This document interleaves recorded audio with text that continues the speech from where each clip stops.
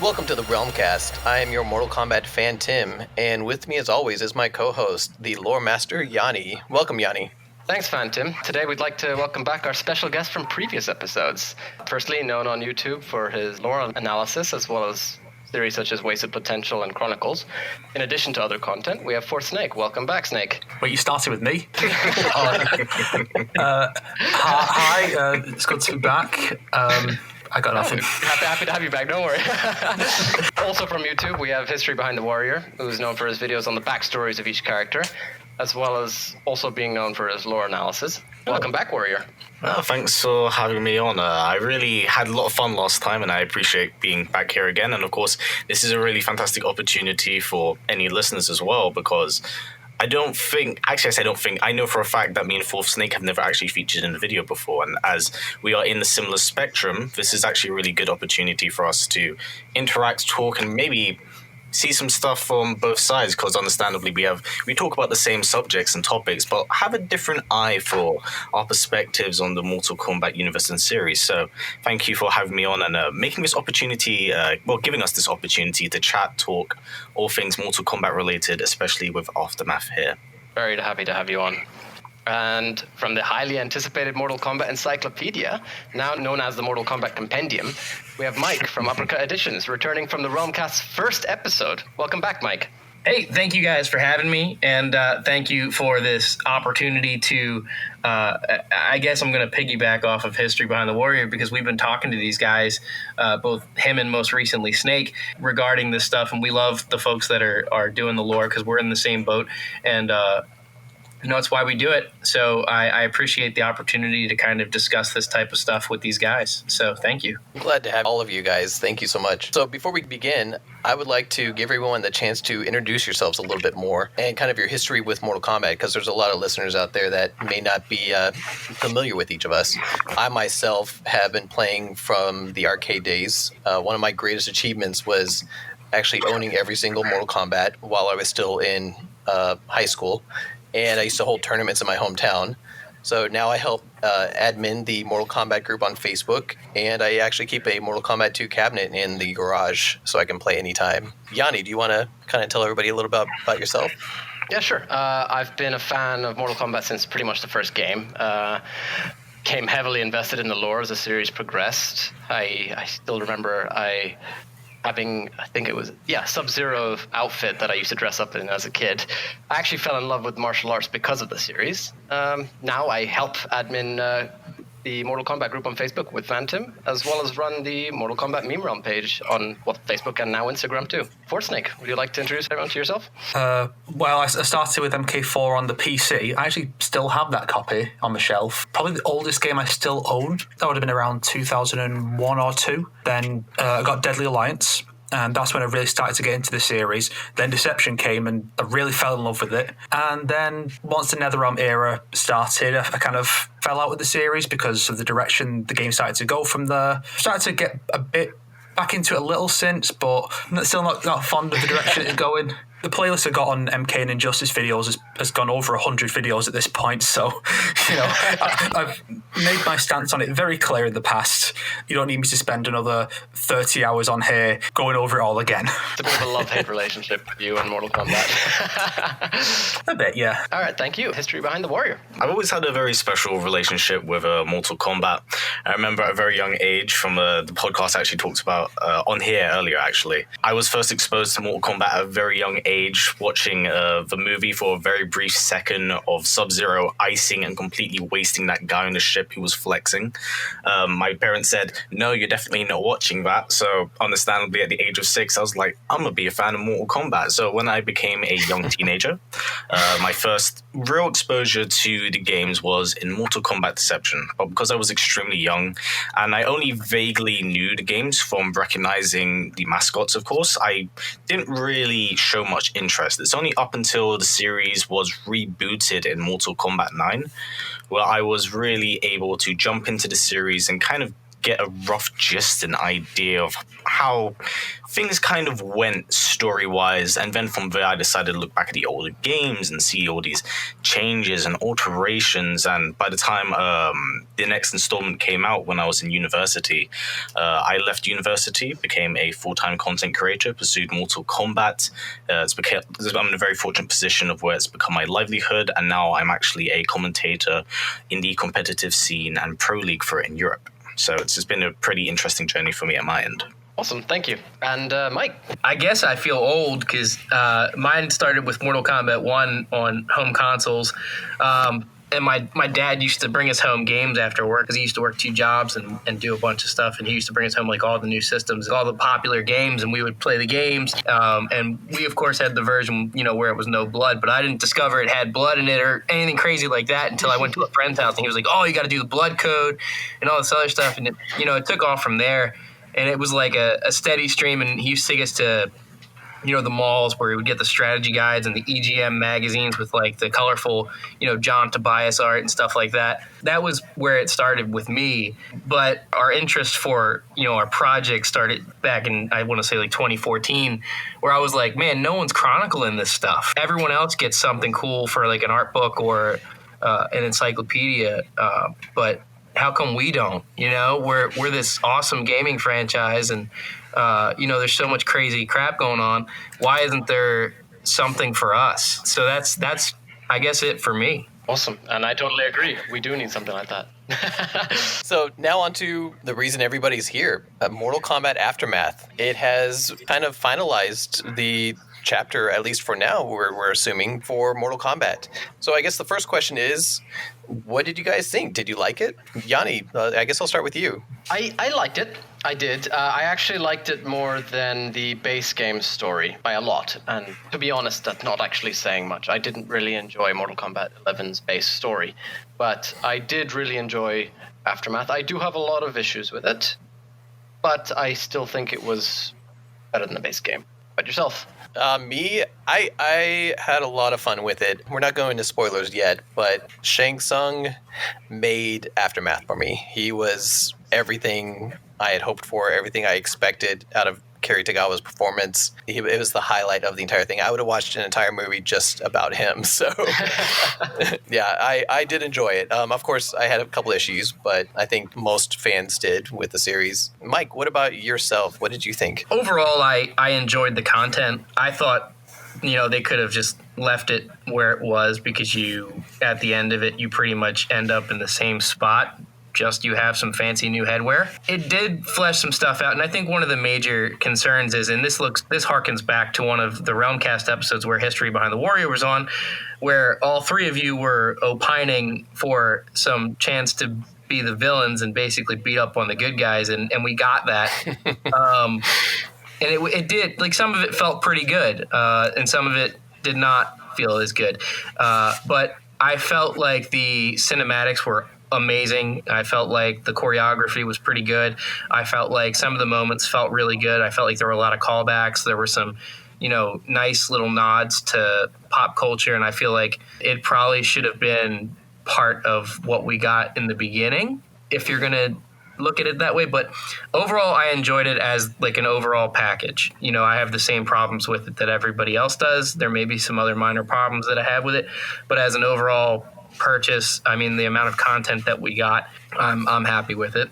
It's funny that you mention it seems like something that we should have gotten at the beginning, because this is something that a lot of people have discussed, is how much of this content was kind of already in the game. We had seen a few things from the leaks that kind of led up to this that made you wonder if this was the plan all along or if this had kind of gotten released slowly. So I think that's pretty interesting. So History, what do you think about Aftermath? What are your final thoughts now that it's finished? Well, Aftermath for me personally, it was kind of everything that I personally had asked for. It was chaotic. It gave us an opportunity to explore the other side of the coin, I suppose. It was the insanity that I had wanted from the idea of putting Shang Tsung in the main seat behind the steering wheel and seeing where it just would all unfold. Because we all knew from the very beginning that, when you have a character that sinister, controlling the events of a game, you're going to get something very, very different from that of, how you'd expect things to transpire in a somewhat typical storyline fashion of, the heroes win and cheery blah, blah, blah. Whereas here, it seems like they were able to give themselves a little bit more freedom, do a lot of stuff that could be seen as kind of unorthodox. And I enjoyed that. Although in my mind, because unfortunately that final trailer they released more or less solidified everything I had predicted beforehand. I did really enjoy the ride. Now, I put it like this. I think if you can turn your brain off, you can really, really enjoy the story. Because that's what I did for the most part. But after I had finished it and I started looking back at it and thinking about the finer lines and details of how things kind of all panned out, there's definitely a lot of problems that don't quite sit well with me. I get the decision behind a lot of the choices, but it kind of contradicts what it already is established. We'll go into it in greater detail, but I still think it's a great ride. It's just that if you start looking into it, that's where the cracks in the story do really start to show. But I do recommend people play through Aftermath. I think everyone's experience is going to vary, but I can definitely say I had a lot of fun with it. It's just unfortunately, there's definitely some things that I do have to talk about because I can't ignore them. For sure. No, I definitely see where you're coming from with that. We'll definitely get into that once we get to the spoiler section. The4thSnake, what did you think? Did you like it? I'm really interested to hear The4thSnake's take because he's usually the most outspoken. So The4thSnake, what did you think? Oh, here comes The4thSnake, same old negative Nancy.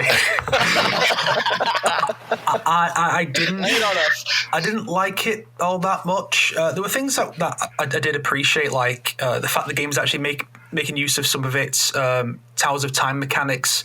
Like there are tag opponents we can fight. So there's one fight where we have an assist. It was cool to see that they're finally taking advantage of that. I wish we'd gotten a bit more of that. Especially when so many scenes are still a group of 3 characters and 2 of them are incapacitated or preoccupied rather than just being in the background laying down covering fire. But it's a step in the right direction. As far as what the actual plot was, I felt like it didn't need to exist because of the way it ends, and it felt kind of pointless. Obviously, we'll get more into that later when we actually discuss the spoilers. And of course, there's the big thing, the big problem with it, which, I did a video on it already, so... That is definitely in the spoiler section. Done lots of videos on it, and I like some of the little bits of fan service, though, like some of the callbacks, particularly in the Fujin chapter. I thought some of those were nice little callbacks, and so when I got to that part, it felt like there was a bit more love for MK being shown there than we got in the main campaign. Yeah. Whereas here is just stuff that makes sense to bring up, but whereas we didn't get as much of that in the main story, which seems a bit odd, even because it's the same writers doing the story. Maybe they just took on board some criticism from the main campaign and when they were writing this. Do we know for sure whether they'd recorded this back then or if it was recorded much more recently? Well, that is actually the next question that I wanted to pose, which is also what Mike brought up and Tim commented on. This actually seemed to be either in the game already and delayed or obviously planned in advance, at least to me. What do you guys think? I can't solidify or say that I know, like because I have gone to NRS and I've seen their studios and they've taught me through the procedure of how they do all the motion capture, how it's done all in-house with the scans and stuff like that. So I can't really confirm anything because I don't really know anything properly, but I do feel like it was all done post-release. It definitely feels like it was done post-release, which would also entail and explain why the DLC characters were so incredibly spaced out on release, unlike Injustice 2, that literally had a character pop up every single month for a year post-release. So I feel like that may have been the case. If it was all done much, much later, then there would have been more time to alter some rather extreme changes to particular characters. We all know who I'm referring to. Because the thing is, we all have to keep in mind as well that they scan all of these models, they get people to act them through, and then that all has to be done, and then it all has to be sorted out and rendered. I'm not going to go through the entire procedure because I don't know it myself. But I imagine that would take a considerable amount of time and money to do that. So I think for the most part, the plan was to get it all done post-release, but there's definitely assets and existing ideas that were in the base game behind the coding. But I don't know the exact technical side of things. That's what I believe was the general gist and idea, but that's as far as it goes for me. I don't look too far into stuff like this because, unfortunately, when it comes with Mortal Kombat leaks, I'd like to think of it as hearsay. Yeah. I can't give you a definitive answer, but if I like to give them the benefit of the doubt that it came out after the base game. I definitely see where you're coming from there. It's hard to confirm this sort of stuff. It's just the sort of vibe that I had. A lot of it is the way you do like a DLC schedule. And I think that's why the DLC schedule changed for the initial 6 characters. And I think it's also why, a certain character was removed from that pack and then switched with another character. I also am of the knowledge that Shang Tsung was the last minute addition. So I know that they had to bring Carrie back. I just don't know when. So that aspect of it is definitely post-launch.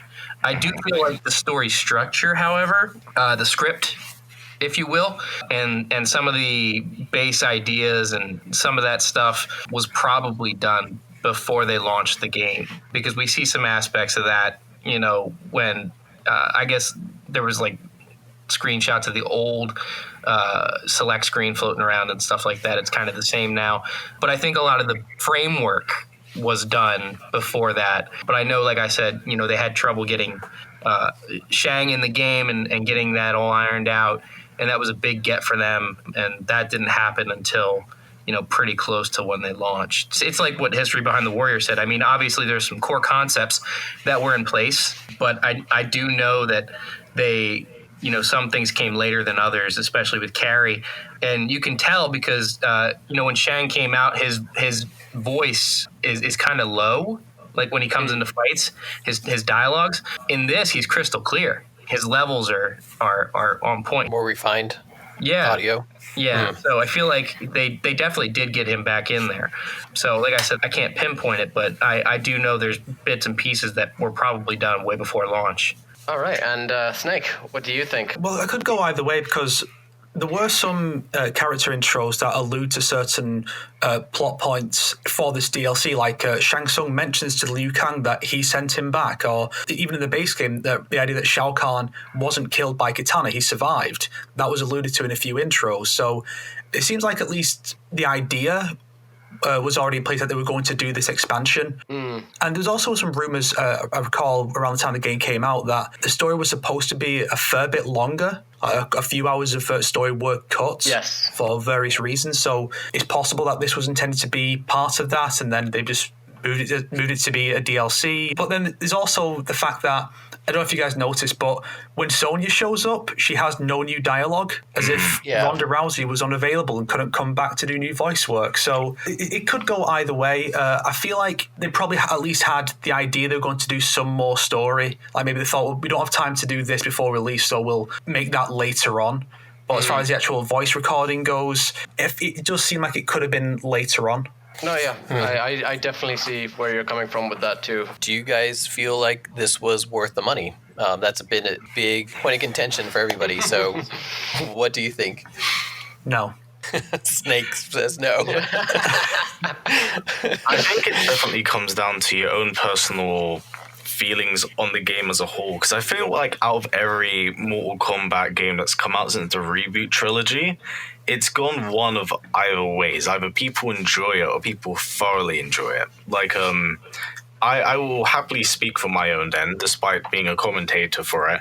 I'm not fond of the change of gameplay style 411 compared to how it was in previous iterations, even before the reboot trilogy. I feel like it's very different. And I feel like since that is the core base of what you're selling your game on, and if someone doesn't like it, there's without a shadow of a doubt that someone's not going to get that price tag. Like, if someone's buying an entire game just for one character, like let's say if I bought the game just solely for Fujin, but I hated how the game played, that will probably dictate my entire experience with not only purchasing the base game itself, but the additional pass that came along.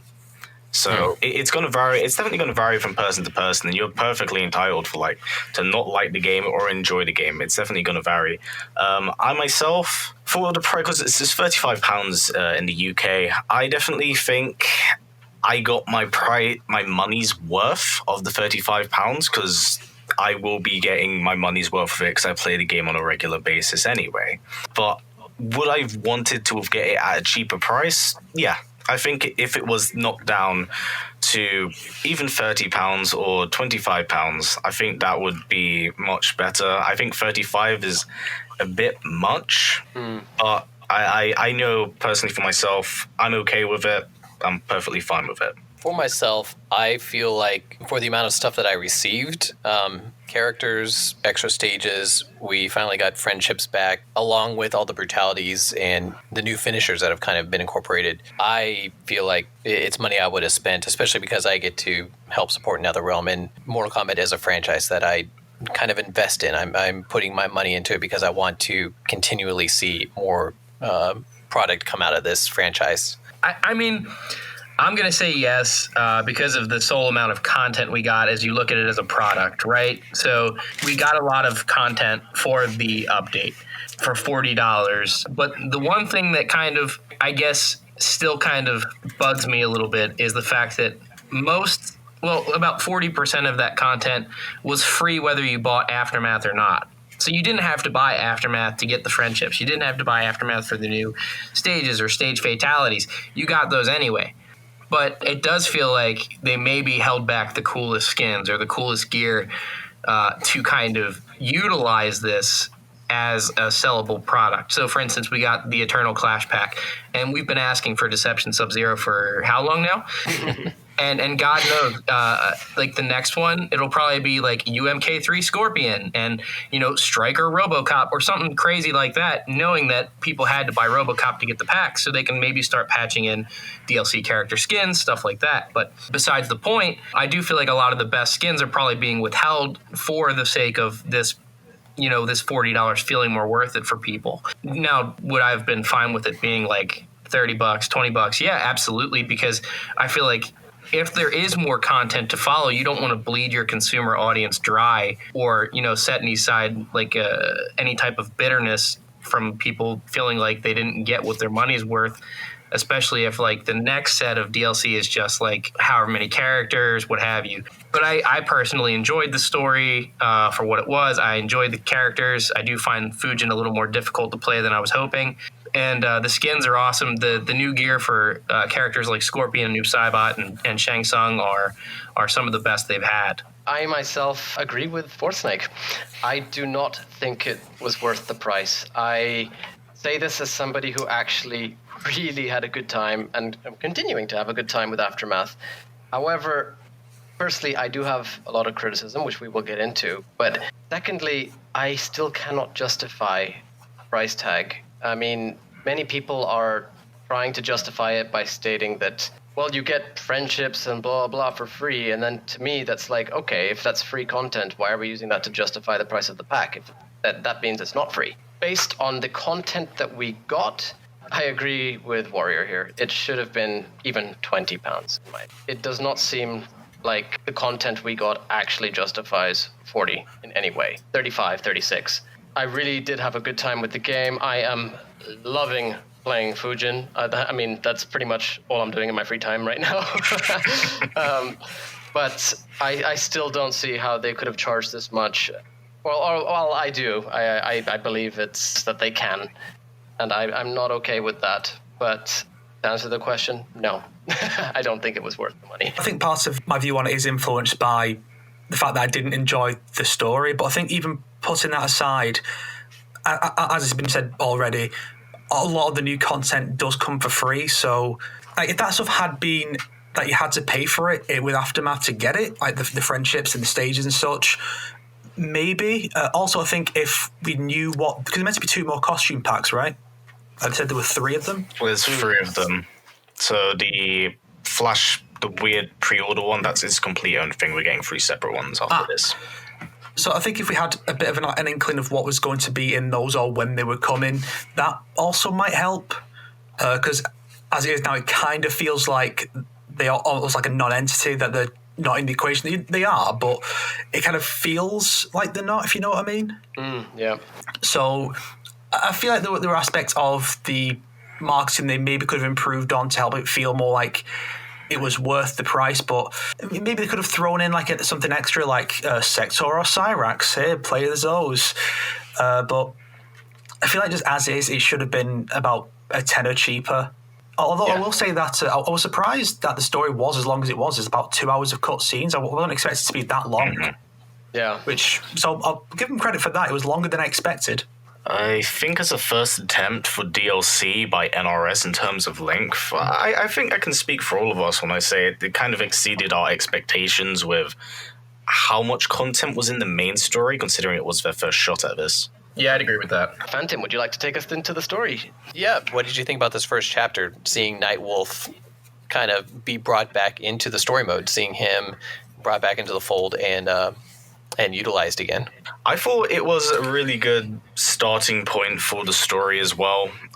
It literally throws you... Well, one thing I will say about Aftermath in general, because how it's done, it throws you right into the fray of the chaos that ensues when the battle in the Colosseum, which I do like, because it's nice to have that instead of a somewhat somber and boring way of entering the story and then somewhat progressing from that point. I think it's a good way of showing relationships, the type of fight or flight mentality each of them will have. One thing I continuously loved and enjoyed through the Nightwolf segment was I think this goes throughout I can say this for the rest of the DLC as well, is the choreography at hand that seemed to be really well done across the board. I really liked how they gave Nightwolf a lot of really awesome, sweet slow-mo shots during fight sequences. It's nice to see that character get given some love, because I wouldn't consider Nightwolf like a really big OG fan favorite, but it's nice to just have the limelight on him and show that although he may not always be around and be quite as prominent as the main characters in the game, he's still a badass in his own right. I thought it was also a really nice touch having him come into contact with his Revenant counterpart, and the somewhat rather scary relationship that happens. I say relationship, the somewhat turmoil and tension that immediately brews by the end of his chapter when Shang Tsung is forced to consume the Revenant part in order to kind of keep himself going. Yeah. It establishes the relationship that we talked about at the very beginning of the game, and we just see it again and again and again. And I know for the most part it may be super obvious that something bad's going to happen with Shang Tsung, but I think anyone that knows Shang Tsung beforehand would know that everything's off the table. Any player can be taken off at this point in time. And of course, with it being and this is in general, I'm quite tired of time travel and fatigue, but I like the idea that anyone can kind of die at this point in time. And it doesn't matter in hindsight. 1, because it's time travel, and 2, it's Mortal Kombat. You can die. And I mean, Baraka got wasted in X, and now he's back in 11. There's really good aspects to it. I think as a first chapter of the game, it's a pretty good starting point, and it shows the relationships and somewhat distrust amongst the trio before they start going out and essentially recruiting people on their mission. They did a great job making that scene very gruesome too, seeing Nightwolf's Revenant get soul sucked and seeing Shang in this form of decay. But it raised such a huge problem right in the first chapter. 2, actually. I mean, right before Nightwolf, even fights himself, let alone Revenant Nightwolf gets his soul sucked by Shang Tsung, Nightwolf specifically states, if one gets hurt, the other feels it, right? Mm-hmm. But then they go at each other. That only counts for past characters, Yeah. though, and that was the same problem with Johnny Cage fight too. Is that it only affects, like, if the past character gets hurt, then the future one will feel it. Yeah, we see in the later chapters as well with lose legs. So it only works if the past iterations hurt. But then I would still assume that the past one would have been hurt during that fight anyway. I presume it's working on the whole spectrum of if you punch your older self in the face, you're not going to feel it. If he punches you in the face, he's going to feel it. That's how I'm going to presume it. The time travel in these games has been... It is make up as you go along, unfortunately, because to be fair, aftermath shouldn't kind of exist in the first place, considering that gods and deities should not be affected by the time quake, which was established very early on. But for the sake of the story and it like being its own inclusive thing for the DLC characters, I will accept it for what it is. But don't worry, the time travel, it doesn't make sense when it needs to make sense. It's just so weird that they literally beat the hell out of each other right after Nightwolf says, "We can't fight, we'll hurt each other." Just play it all by yourself. It's fine. What could this possibly do to my older self?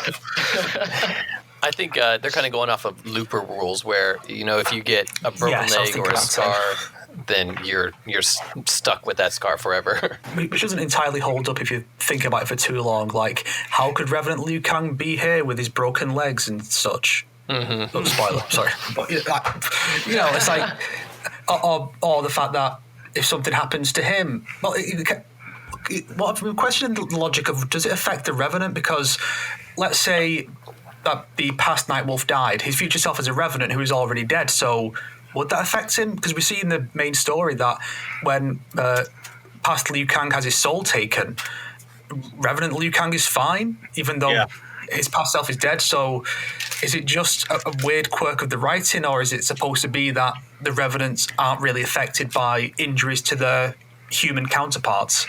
That's the biggest issue, that it raises all of these questions when really this sort of stuff should be... I mean, it is difficult, as History mentioned, to actually clear things up on a time-related plot line. But problem is, it seems to reoccur with multiple aspects of Mortal Kombat rather than just the time travel aspect, which actually comes up with Sindel. Now, we are told this whole time that Nightwolf had to sacrifice himself to beat Sindel. He wasn't strong enough. She literally destroyed everybody on her own in Mortal Kombat 9. And then Nightwolf beats her in one fight. No issues. Oh yeah, in the Bone Temple. That's right. Yeah. Well, would the Revenant version still have Shang Tsung's soul? Because I think that's supposed to be why she was so powerful back in 2011. Yeah. Whereas with her death, his soul would have been freed. So that's why she's not as powerful. That's a very good point. Yeah. Continue off it from there. It's just like, outside of the whole villainous depiction of the character, Sindel never, ever in her canon, at any point in time, was ever depicted as some kind of god-slaying deity. The only reason she did as well as she did in MK9 was the fact that Shao Kahn literally pumped her with Shang Tsung juice. Not in that way before you go. It's too late. So, that is the only reason she was able to cause that much devastation. So, to me, in this game, they're basically holding her as like on this pedestal where she's the juggernaut and pretty much the equivalent. She's basically Shao Kahn's equal. That's how I feel like they have written her and depicted her, which is completely baffling to me. Now, I get the whole thing of, Nightwolf defeated Sindel, because I feel in my mind, at this point in time, we all have to somewhat universally accept that the Revenants are just weak, watered-down version of the human selves. It's the only reason, they've lost... Their win-loss ratio is horrendous at this point. So to me, I'm like, okay, I can kind of give that a pass. But then she's doing stuff that's literally ripping people apart with her voice and stuff, which she has, no offense to people who really enjoy Sindel, what she has no right in doing by any means at all. I enjoy Sindel. I actually enjoyed this rendition of Sindel for the story, but it's far from her character. There's aspects to her that just don't make sense, and she has no right being as strong as she is in this story mode. at all. Like, to me, that doesn't make sense at all, and it kind of diminishes not only how she was originally written or depicted, but also the strength and the significance of Shang Tsung's somewhat betrayal and sacrifice in MK9 against his will. I have a problem with that because it diminishes a lot of things. Again, it also brings into account, like, how strong is Nightwolf anyway? He shouldn't be dealing or having any trouble with anyone at this point if you can fight someone who's literally able to take on godlike deities, but I don't know, green energy, right? But I don't know. It's a problem for me. Like I said, there are things I like about how things panned out for Sindel in this story. I think it works for the story, but I don't like that it had to be at the expense of an already established character. Before we jump too far down the Sindel, the sideline, because I think we're all going to have a lot to say on that one. kind of going back to the beginning of this chapter, one thing that kind of bothered me at the beginning, Liu Kang pulls aside Fujin, doesn't invite Nightwolf to the secret conversation. And growing up in the extended media of Mortal Kombat, like Mortal Kombat Annihilation, Mortal Kombat Defenders of the Realm, all these additional things that they kind of tacked on that weren't actually canon, Nightwolf and Liu Kang were always pretty tight. So I thought that was interesting that they just left Nightwolf in the dust, which I guess it kind of makes sense in this new timeline. No, it was definitely weird, especially, I mean, to be honest, I love Nightwolf. I'm a big fan of Nightwolf. I do agree with history that he's never really been this fan favorite, but there are Nightwolf lovers, right? And it didn't feel too much like the Nightwolf that we expected, because he seemed a bit rash. And that's not something that I ever expected from Nightwolf. I always expected this sort of calm and wise character. Now it's to the point where Liu Kang is literally telling Fujin, hey, you can't tell Nightwolf this. Which, to be honest, is not even really expanded upon in any way. It's just implied later on, which is a bit of a problem. There's something I noticed, maybe I'm just crazy, but when the Revenants ambush our heroes, when the fire tentacle things are summoned by Liu Kang, was that from an amulet? It looked like Shinnok's amulet, which I couldn't remember how it got back into Radiant's position, or if that would have matched up in that time. So it's actually a different amulet. I'm not entirely sure what it is. It's the first time I've been aware of an amulet quite like that in the Mortal Kombat universe. But it's definitely not Shinnok's amulet. It's something else. But Jesus Christ, did it seem really strong right out the gate, and I was wondering, why didn't we see this get used at any other point in time? Oh, it was a different amulet?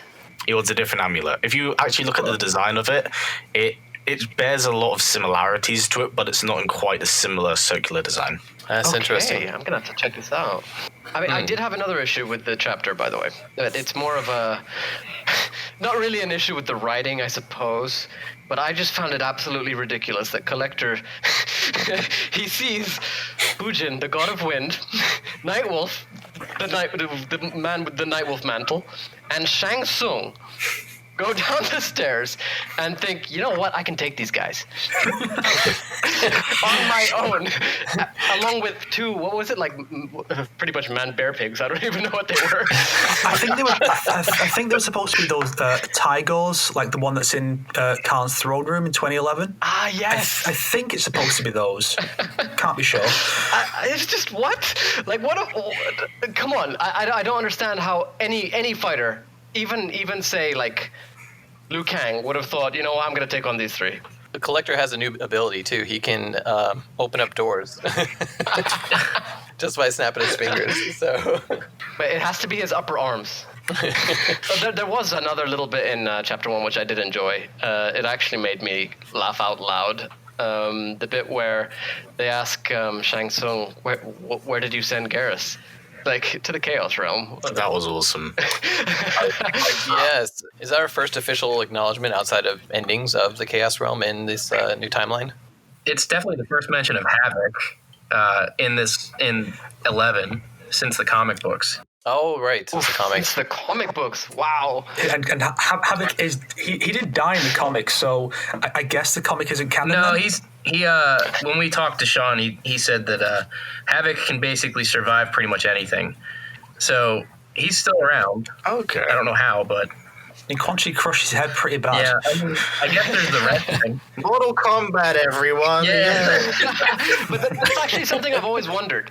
If a Chaos Realmer dies, do they go to the Nether Realm? Then are they a Nether Realmer? I don't know. It would explain, actually, why the Nether Realm and Chaos Realmers do speak backwards. Yeah, that is does actually a make good point. sense. I don't know. We'll have to ask. We'll have to ask because I couldn't give you an answer. That's the first time that question's ever been posed. Chaos Realmers do seem even more indestructible than actual dead people. I mean, Havoc can snap his neck around or survive being decapitated, so maybe the Chaos Realmers are all just undead. Yeah, that might make sense. Yeah, maybe Chaos Realm is the underworld for the Order Realm. That's actually a pretty good point, yeah. But can you imagine, like, residing in the Order Realm, and then you die, and you've known Order your entire life? You get what, like, reincarnated in the Chaos Realm? How do you react? Sounds like hell to me. And their whole war on each other is just people trying to get back to Order, and they won't let them back in because they can't understand what they're saying. So overall, I enjoyed seeing Nightwolf brought back into the storyline, making him canon again. What about the rest of you guys? Did you enjoy the character's reintroduction to Mortal Kombat? I personally thought it was cool. I mean, I liked Nightwolf's chapter. I myself really enjoyed having Nightwolf back. It was good to see him. I like the whole spiritual side and mystical side of Mortal Kombat, and he definitely represents that to me. It's just nice to have a little bit more Nightwolf around, considering that he wasn't present properly in Mortal Kombat X, you know, and like he does have a fan base behind him. It's nice to see him back in the limelight, even if it is very brief. I do have to question, though, because the idea is that he, Shang Tsung, and Fujin were all put in temporal timeout by Kronika because she approached each of them to help her. And I'm just thinking, one, why would Fujin help her? Why would you think that would ever happen? And in the case of Nightwolf, what can Nightwolf really offer? Because he's not a god over any kind of element, and he's not this master soul guy. So what was she hoping to achieve by trying to recruit Nightwolf? I think Nightwolf was always said to be quite strong. I mean, he was able to bind Onaga, right, in the 3D era. Yeah, because he had this soul eater. I can see Nightwolf. Did they specifically state that Kronika was trying to recruit Fujin? I can't remember. I feel like she just locked him away because she knew he would be a problem. I think Nightwolf says she approached each of us. Ah, okay. Yeah, right. She does. She probably tried to get him to turn on Raiden. Yeah, she seemed to be manipulating people, so kind of like she did with Jax. So yeah, I agree with Mike. She probably tried to get him to turn against Raiden. Ah, I see. Fair enough. I mean, based on the past, you don't need to really get Fujin to betray Raiden, just betray himself and kill himself by his own tornado. Well, he also kind of did it on his own in this Aftermath story. I mean, Raiden went down the path that Kronika probably said, hey, your brother's going to turn into a dick. I'm going to need you to stop him. And he's like, well, what do you mean? And she probably showed him Evil Raiden. And he was like, oh, no. It unfolded in front of him. And he's like, oh, no. Shit. It's interesting to think if it is that way, that it was just the way she approached Jax. She did that with all them. What if Jax had said no? Then he could have been tagging along for the entirety of Aftermath as well, in some alternate reality. Oh, yeah. Yeah, I'm suddenly very happy that Jax said yes and that we didn't get Reptile instead. I imagine Jax going through Aftermath kind of useless. So, what I find absolutely hilarious is that they've just returned from the Netherrealm, where they took out Sindel, and they have this beautifully Sindel-themed fitting casket or coffin. It's literally purple and gold. And it's like, what, did they just have this sitting around? With a window in it so you can see the face. And then on top of that, Sheeva literally has a thing on top of her where it's ready for a coffin of that exact size. That's what I was exactly thinking. I was like, how convenient. A table that's just big enough to fit this coffin. It's almost like this was all a bit of fiction. It was super convenient. I was crying at that point. I wish we'd seen the part where they get the coffin, put her inside it, and then they say, okay, who's going to carry it? And Shang Tsung's like, I've got feeble old man hands. I can't carry. It's going to have to be you two. So he's ordering a literal god to carry this corpse. Shang's like, on my back. I think they probably had that casket lying around from, I mean, how many times has Sindel died? So Dig into Quan Chi's stash. He's got all the colors. If you look back at 2011, Sindel didn't. She just came out of the sand. She didn't seem to have a coffin or even clothes when she died. That is true. She was just buried naked in the desert, and then she just came back. This chapter, we finally get to see the infamous Aaron Black versus Nightwolf fight. Well, no, we don't. We don't. They teased it, and then we didn't actually get it. We see enough of it, and then you get to fight. Well, you don't even get to fight Aaron Black as Nightwolf, do you? You got to fight him as Sheeva. No, it's Sheeva. Yeah.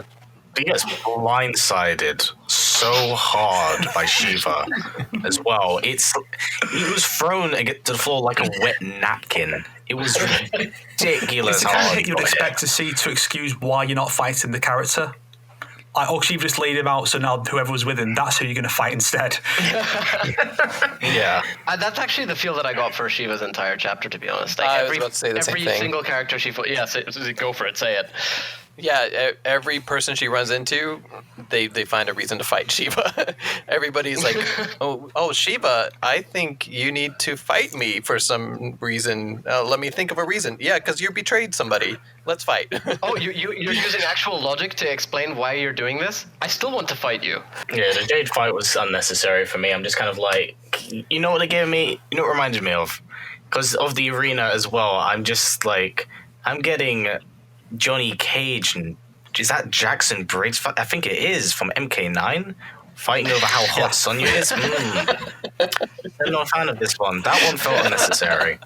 I think the best justification for a fight is, see, I wasn't looking entirely at the screen. I think I looked away for a second, and next thing I know, one of the Tarkatans is falling in the acid. So I think he tripped and fell, and then It looks like he's tripping. He tripped and And fell. Baraka's like, it's your fault that. So I'm going to fight you for my fallen comrade, whatever his name was. I'm going to fight you now. What it straight up is literally playing on like any FPS game where you have a sideways dash and you accidentally step off the screen into the pit of death. That is effectively what had happened, and I was like, I can appreciate this. Just a few days earlier, I was playing Neo 2 and I dodged an enemy attack right off the edge into some water and died. And so I get it. I imagine this is where the PTSD starts to come out. Snake. Now I really want an arm blade in Neo 2. But we did get Shang's face, like where everybody's like, ugh, and then Shang's just smiling, and it looks hilarious. He's so smug the entire story as well. I love it. He's such a pretentious ass. And I think that's why, like, for me, he kind of stole the show because of just like how charismatic and snide he was the entire time. Even when he's in the wrong, he's just able to play it off really, really well. There is one very important point, which Phantom and I are very curious about. Baraka can somehow smell Shang Tsung. He doesn't seem to have a nose, first of all. As Ashoka. So apparently, Shang Tsung only shapeshifts visually, but smells like himself. And then Baraka, now we have this new discovery that Baraka has a nose. Then again, man, I don't imagine Outworld would ever sell anything like deodorant. So, it might be one of those things. But one interesting thing that I did want to bring up, and this may have gone over some of your heads because I didn't really think about it properly until just now. But have they somewhat redesigned the Soul Chamber to basically function as Outward's Jinsei? Yes. Considering its healing properties, it seems rather miraculous that they've just kind of had that sitting around for a while. Yeah, it's very interesting. I always assumed that the Soul Chamber itself would be something that would cause I expected a stage fatality in the Soul Chamber, not a healing fountain. Oh, yeah, imagine that. You throw the opponent into the chamber, and then a bunch of souls all come together and form a new Ermac. Oh. That would be cool. And then he falls into the pit as well. he slips like on a banana peel. Whoops! What he does, he tries to play Neo and dash sideways and falls.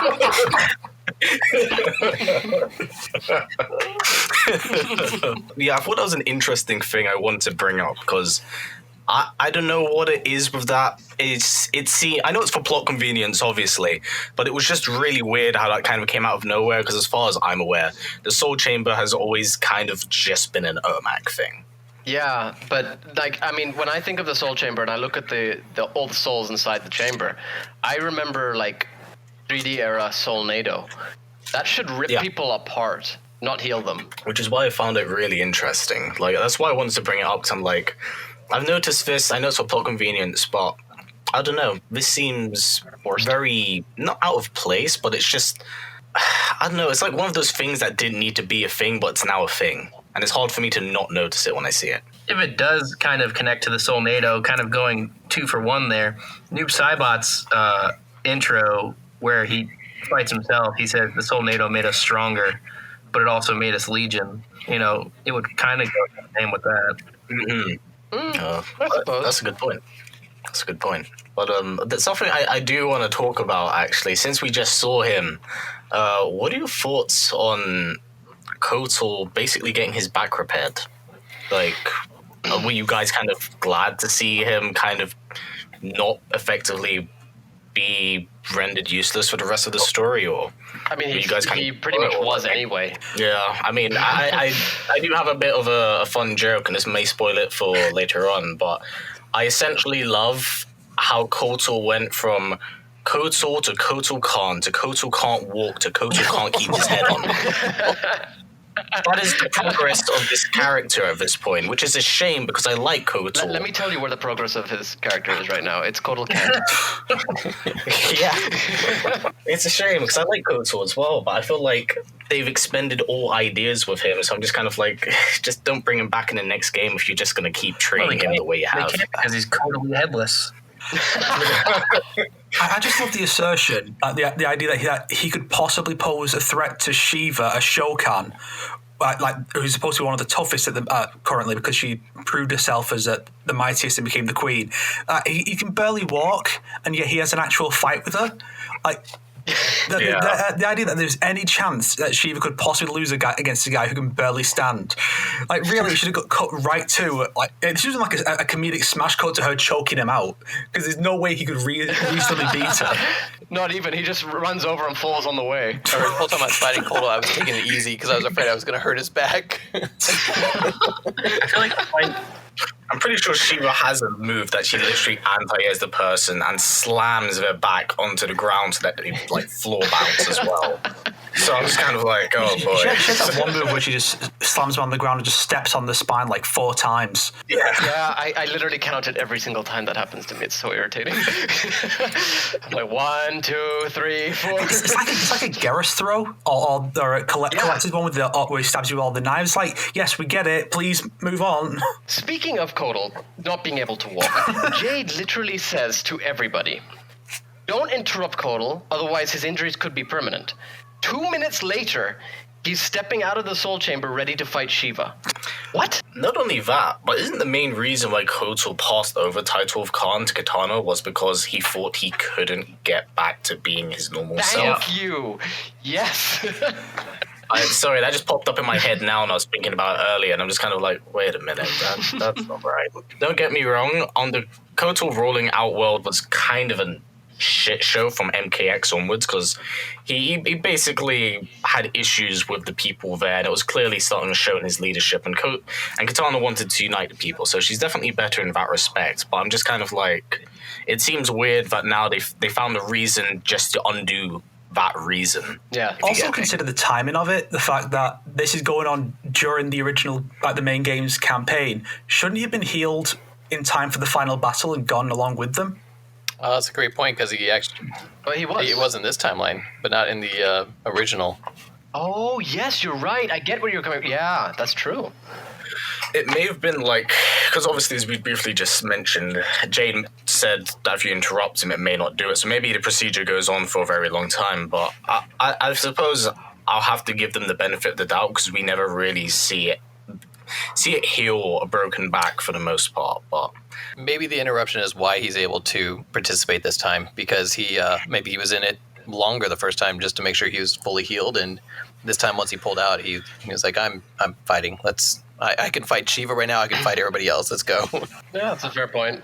I totally get Kotal's hatred because in his backstory, I'm not sure if many of you are aware, but between this happened around the time of MK9, which is why Kotal completely disappears from Jade's life, is because Shao gets really annoyed at Kotal and basically throws him at Shang Tsung, and Shang Tsung experiments on him for like a horrific amount of years up until Shao's inevitable downfall, of which he's able to escape. Yeah, he does bring that up in this story as well. In the story, Yeah, there's some speculation that old timeline Meat is actually this timeline Kotal Khan.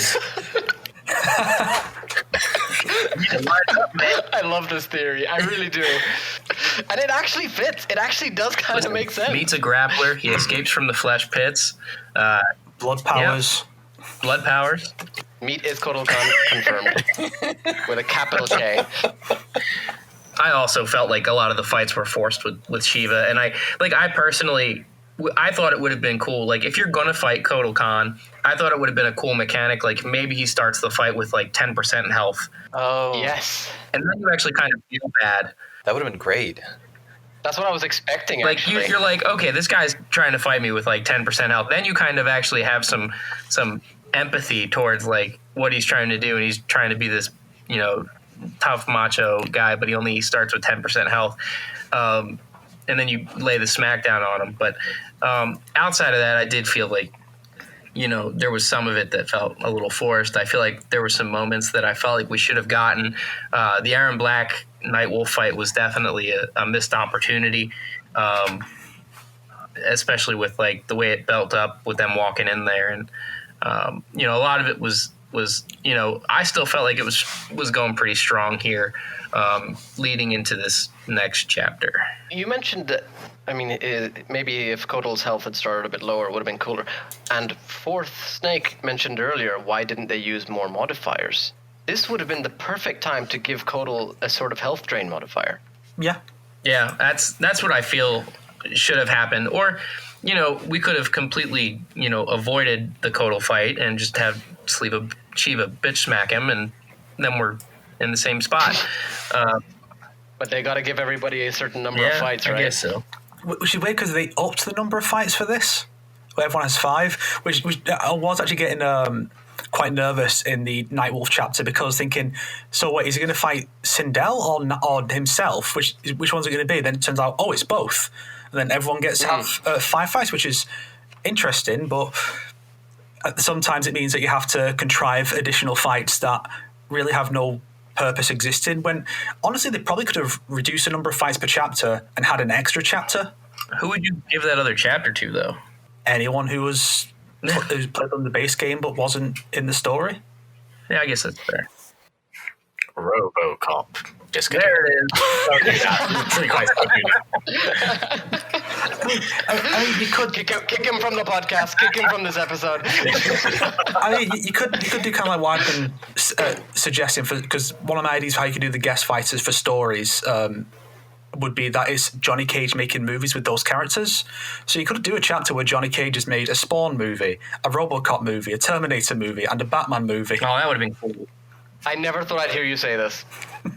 I have to say. That would have made sense. That would have been like a pretty good way to do it. And then like he beats them all, and at the end he accepts like an Oscar or something like that. That would all be a dream sequence, to be fair. Yeah. That'd be quite interesting. Does remind me a bit of MK4 Johnny ending, I think. I saw that, Arnold. Only this time it's actually Arnold. Oh, man. I do appreciate the fact that present day Aaron Black actually gets some play now, because he appeared in 2 cutscenes and said nothing in the base game, but now he actually gets to do stuff. Yeah, that is cool. He has a pretty good line as he starts off. That intro was pretty cool. All right, so chapter 3. Just so everybody knows, I like to say Centrum instead of Centrion. So I will from now refer to her as Centrum. I like the part where Cabal falls down because Fujin blows on him. Fair enough. For me, overall, I would consider this probably my favorite chapter. Yes. It was nice to get the somewhat opportunity to play properly through the eyes of Fujin. I really liked, because basically Fujin became everything that I had wanted Raiden to have become. Yes. Because we learned much, like, the strongest aspect about Fujin's character is just how human he actually is despite his role. His moment with Jax was my favorite part of the chapter. It helped display his humanity as a character despite his role. And, you know, he doesn't take things quite as serious as Raiden does. He even goes out his way to, like, mock him, like, have a bit of fun and poke at him. And, you know, I thought that was really good for Fujin as a character. As someone who's really has been absent of it, I think it really helped to benefit Fujin as a whole. I thought as well, considering that I wasn't a big fan of the Jackie and Jax chapter anyway, this was a really nice way of redoing it. It redeemed Jax, as far as I'm concerned. It redeemed his whole story. Yeah, Yep. It did it far earlier, and I feel like that was really beneficial. It was a really kind of feels good moment as well. That it was Fujin that brought him back across, like really talked sense into him. So again, it helps benefit the character. I like as well the whole kind of group and team effort to take down Cetrion. I thought that was really cool. There's a lot of aspects of this chapter I like. There's the whole part where, because we saw it in the trailer as well, but I still oofed pretty hard when I saw it when Shang Tsung gets the cigar thrown at his face and takes arguably the meatiest of right hooks I've seen that Jax has ever given anyone. Yeah. So I really enjoyed. There's a lot of really good. There's a lot of really good parts of the story that I enjoyed. I especially really liked the fact that it was Fujin to like step in on Dark Raiden at the end as well and kind of says like, you're kind of being a dick, how about you don't? And the two do fight. Have a Snickers, Raiden. Yeah. Yeah, that's going to become a meme. But I could see it now. But, you know, I really liked Fujin's chapter. It was definitely my favorite chapter of the bunch. It helped give character to someone that has been effectively underused and somewhat underwhelming since his appearance in Mythologies, because he hasn't really had character properly. He's only ever appeared in the end of... in fact, the only character I can definitely say he had was at the end of Mortal Kombat 4, where he was just kind of like, I'm Earthrealm's new protector, and I'm going to be gone to Armageddon. And then he just steps out for a while, comes back, everything's on fire, and he has to fix up Raiden's mistake, and then he's gone again for... Oh, to be fair, he does appear in Armageddon. To yeah, Taven. very briefly in the conquest mode, but even then it's like a very brief conversation, and it ends up with him losing. The only thing we really know is that he was friends of the family. I don't know, the Fujins just lacked a real personality for a while, so it was really nice to actually see something, not only with just in the story but in the game as a whole, because I think... Have you seen some of his burns to the people in the cast, by the way? Oh, yes. They're incredible. He calls Kano Su Hao.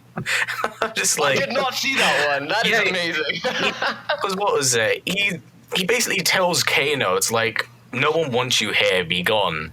And Kano effectively says, fuck off, Raiden Light. And he's like, yeah, sure, okay, Su Hao. I'm like, wow. He went there. That is beautiful. Whenever they first entered Shang's Island, you know, they made a reference to the monks that were Shang's loyal servants that had killed themselves. This entire... how many years I've played Mortal Kombat, I always thought those monks were White Lotus monks, and I was completely surprised. Same. It's a nice addition, and it also helps to the fact that Shang is actually sad to see them go, and is touched by their loyalty. It's one of the things that adds to his character. He's not just this scheming, sneering, evil bad man. He has some humanity to him, and that's something we can appreciate, that he actually has a bit more depth than one would expect.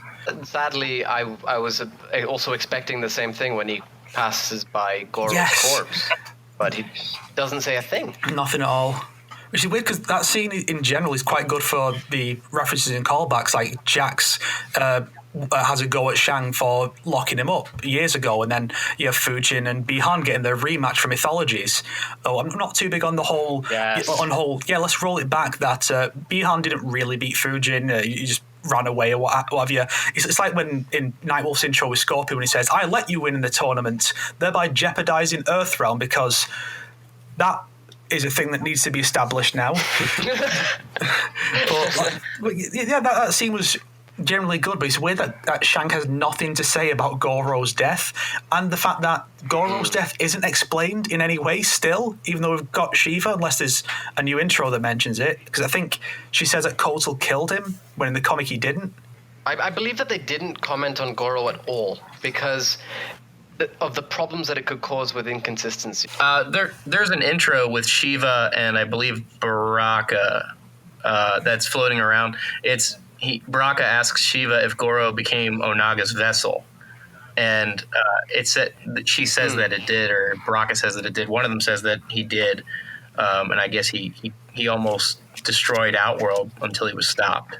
Well, that ties into what I was going to say, but I didn't expect it to go that far. Well, why wasn't that the plot of Aftermath? That sounds way better. Well, right? It's because it was supposed to be the MKX Series 2 comics, but they scrapped those comics because the first series didn't sell as well. Because they were bad. Well, But it didn't sell as well. I heard the sales were amazing. I have every issue. As far as I know, the comics actually sold amazingly. that's a shame.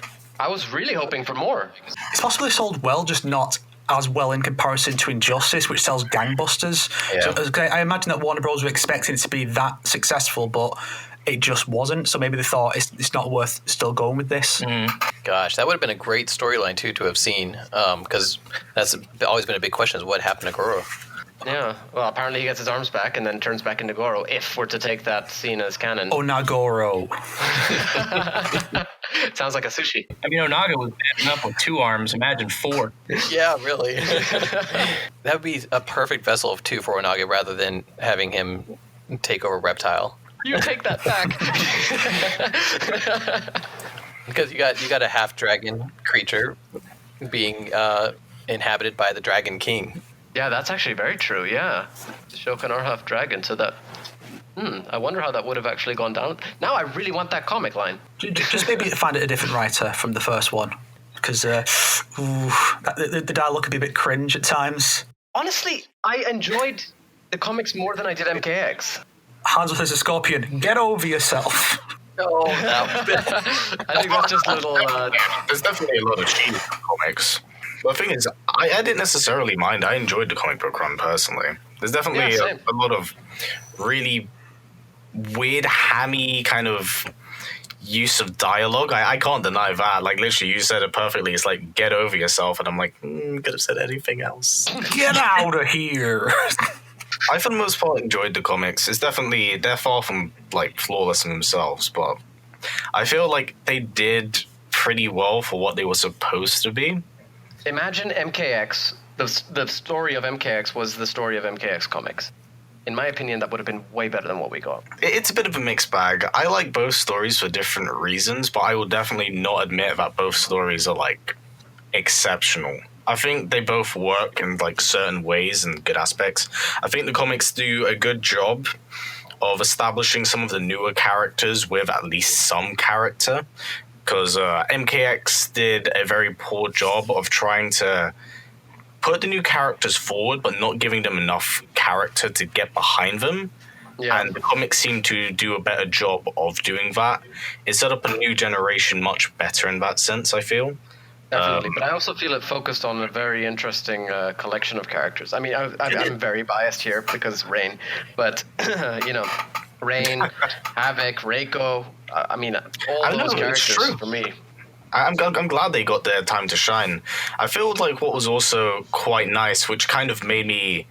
I'm not even going to try and sugarcoat it. It really, really pissed me off in MK11's story, is the fact that they more or less completely wiped the slate clean with Hanzo after basically giving him an entire redemption arc after he was cured of his revenant form, and now it's all gone like that and we're resetting it all over again. Because I'm just kind of like...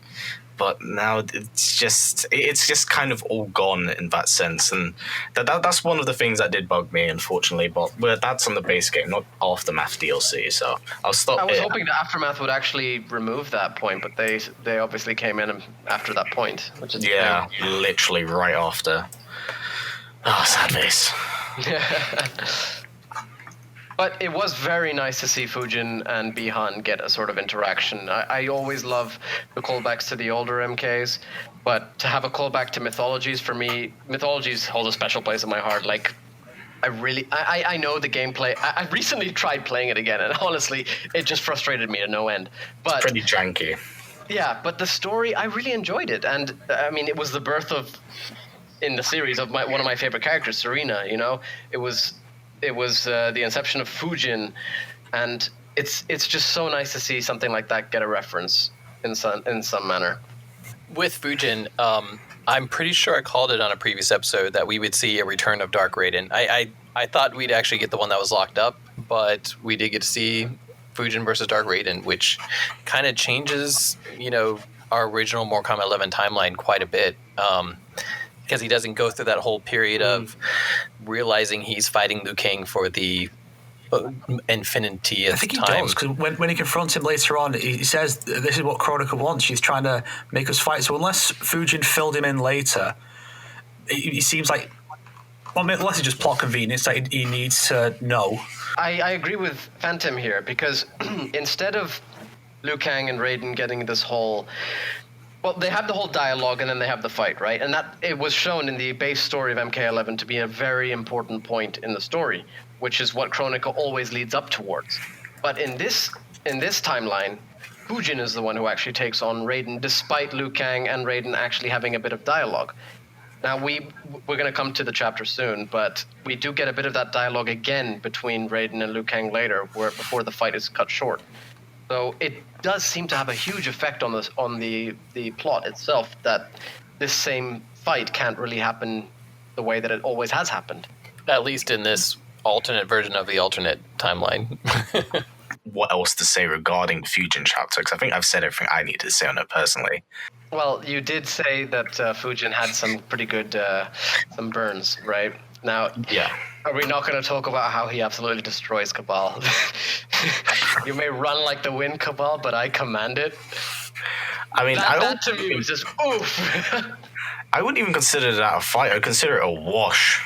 A complete wash. Like, don't get me wrong. I like Cabal, but he did not stand a chance. Absolutely. He got blown away. Yeah. At least it's an actual fight he gets. You compare that to Revenant Jade, who is continuing to get her shit rocked in every scene she appears in. You're not wrong. I think you fight her 3 times in the base game, and then and that's not counting the scene where Liu Kang just knocks her out in a cutscene, and then she's getting knocked out like 3 more times in this, I think. I have to feel bad for her. Yeah. People complain she wasn't in X, so they brought her back and just had her keep getting beaten up. Is this what you wanted? Why did you make us do this? As long as she shows up, right? It's like what they did with Scarlet. They brought Scarlet back, and she's barely featured in the story. She's not even in Aftermath. Yeah, I think one of the writers justified it, saying that she's unconscious at the Tarkatan camp because she just got beaten up by Katana at this point in the story. But for how many days? That's why she never shows up again. But what, she's just sleeping this entire time? I guess so. I just admired the fact that Scorpion came through the portal for that Scorpion Sub-Zero fight, and the first thing Liu Kang says, "Wrong Scorpion," and then pissed off, and then it's like the shoe's on the other foot, because Scorpion is somebody we normally equate to. We normally have a relationship with hatred and revenge and everything like that. And he comes through and he's so even-tempered. He's like, "Oh, everything looks nice here. It's really rebuilt." And then Sub-Zero's like, "There's Hanzo, you asshole." Like, shoot don't get the foot for the first time. And it's cool to see. And then all of a sudden they like forget their differences when they see everybody else come through the portal. And Fujin's just like, maybe you guys should chill out. And that's all we get from them. Seeing the team up on the two of them is great for Mortal Kombat 11, because that's something we haven't really had, We got a little bit of just them working together at the story mode versus the Cyber Ninjas, but besides that, this is our awesome team up. I think it would have been really cool if they'd avoided the fight in a very particular way, because the reason that fight happens is because Scorpion shows up, and when he's asked where Hanzo is, he says he's dead. He doesn't mention Devourer, so it ends up coming across as if he killed him. That's what Sub-Zero thinks. So I would have loved it if the portal just opened and Fujin or Shang just walked in and said, Devourer did it. There was something important from this chapter. We did sort of skate over it, but... We talked about how Sindel is bigged up to be this huge powerhouse, and how in this chapter, he actually is the one to take on Cetrion. One thing I didn't understand, like I said, we've touched on this, but how is it that Sindel is talked about as the one who can take down Cetrion, this elder goddess, when we have Nightwolf, who has, as we've said already, found Onaga in the past, at least in the previous timeline, as well as taken down Sindel with, as you said, history, Shang Tsung juice. And then Fujin, a demigod, as well as Shang Tsung. How is it that Sindel is the one that they are relying on to take down Cetrion? Why is it that Sindel is the one who has the apparent power? Especially without the... because normally when a character fights Cetrion in the story, there's some kind of excuse, some reason why they're able to match her, like Jack. So Jackie has the crown, and Liu Kang is just him merged with Raiden. So, but here it's just Sindel against the powered up version of Cetrion, who powers up earlier. Somehow she can match that. Yeah. Without the Shang Tsung juice. Honestly, if Shang Tsung had just said, "Here, take some souls to power you up," it could have worked. Yeah, my problem is just that they're bigging Sindel up to be this huge fighter. Yeah, when we've but she never never actually had had been. anything. Yeah. So really weird approach. Every iteration of the character, she's never ever been like that. So I don't know what led to this choice. Again, I just feel like it's the whole retcon thing and desire to make her Shao Kahn's equal, which again we all know was nothing anyone really had asked for, because this isn't in the nature of a character anyway. So it's completely strange to me why this decision was made anyway. Like, I know the reasoning behind it and the options they had on the table, but even then I'm not for it. It's still weird. And again, it kind of undermines the whole thing that happened with Shang Tsung and MK9 up to now. It just feels like MK9 Sindel and MK11 Sindel are like completely two different deities. That's how I just want to treat it, to be fair. I hope it wasn't just something they added later to appeal to the people who really love this new girl boss Sindel who can kick ass and take names, like just to appeal to them. Like, oh yeah, she's totally tough enough to do that. I hope that's not a factor and it's just something they were planning before. But it would have been more interesting, I think, if we'd gone with Fujin instead. Not only because it's his chapter, but because it's Raiden's brother and Shinnok's sister fighting, because they had the epic clash in the past, and maybe they could have a fight that completely destroys Shang Tsung's island. Just something big and overblown. Oh, that would have been awesome. See, this is why I should be on the writing team. That sounds like some wasted plot potential, if you ask me. Start a petition. I want to be working there at NetherRealm to fix this. Due to the special nature and length of this episode, we have decided to split it into 2 parts. We will be posting the second part very soon, so keep an eye out over the next few days. In the meantime, you can visit our guests via the links in the description below, and leave us a comment if you agree or disagree with any of our opinions. You can catch up with all episodes of the Realm Kast on YouTube, Facebook, iTunes, and Spotify.